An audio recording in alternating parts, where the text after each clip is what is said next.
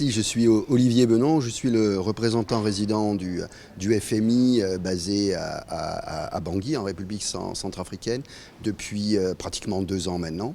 Et donc, mon rôle est de conseiller les autorités, en particulier Monsieur le ministre des Finances et du Budget, pour la mise en œuvre du programme soutenu par la facilité élargie de crédit du Fonds monétaire international. Je suis à Bangui, disponible au quotidien et j'espère jouer ce rôle de facilitateur.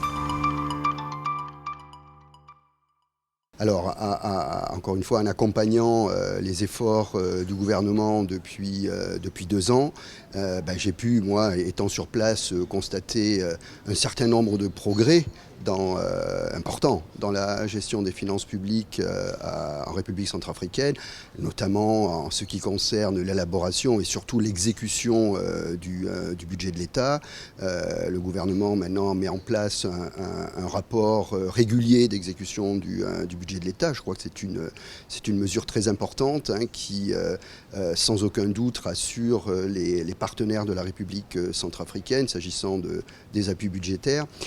Un autre, je crois, effort qui se traduit par des résultats, c'est la consolidation, sans parler d'un jargon trop technique, mais la consolidation du compte unique du Trésor, qui permet effectivement à Monsieur le ministre des Finances et du Budget et bien entendu à l'ensemble du gouvernement d'avoir une idée claire de la trésorerie de l'État.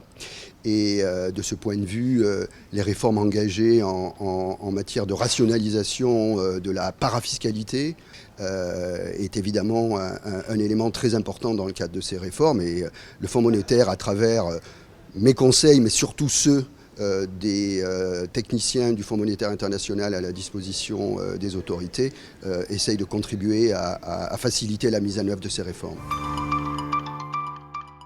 Je fais partie à la fois, je dirais, de l'équipe du Fonds monétaire international, mais je m'honore aussi de faire partie de l'équipe de la partie centrafricaine en jouant ce rôle de facilitateur. Et naturellement, pour le représentant résident du Fonds monétaire international, il est véritablement critique de parvenir à cet accord dont parlait Monsieur le ministre des Finances et du Budget et le chef de mission.